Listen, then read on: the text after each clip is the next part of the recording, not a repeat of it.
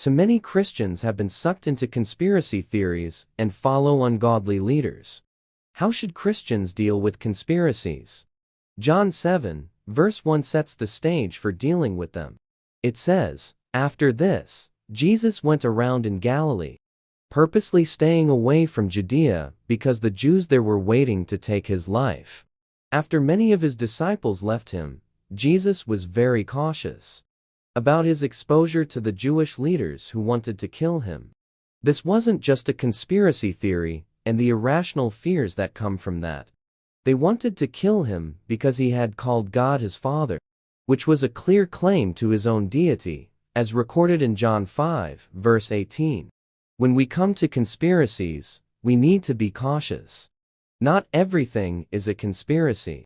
God made it clear in Isiah 11, verses 11 through 13, that we need to focus on him instead of groundless fears.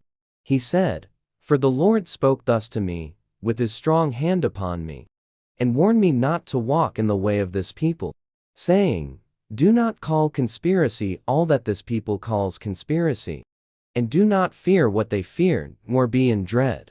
But the Lord of hosts, him you shall regard as holy. Let him be your fear, and let him be your dread." Falling for conspiracies happens when we are not walking with the Lord. It happens when we follow the way of people. It only causes needless fear, instead of following the crowd even when that crowd is other Christians. We need to focus on holiness and the fear of the Lord. That comes when we understand that we are not holy. To put it into perspective of the current environment, conspiracies are the realm of the far right and the far left. They belong to those with extreme positions.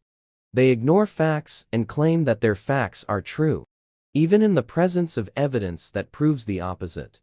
They will only listen to those who agree with them, and fulfill Paul's prophecy in 2 Timothy verses 3 and 4.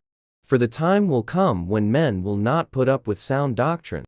Instead, to suit their own desires, they will gather around them a great number of teachers to say what their itching ears want to hear. 4. They will turn their ears away from the truth and turn aside to myths. I call upon Christians who have been sucked into these conspiracies to repent of following worldly leaders who are only out to enrich and empower themselves, claiming to look out for the good of the country. Remember that God is sovereign.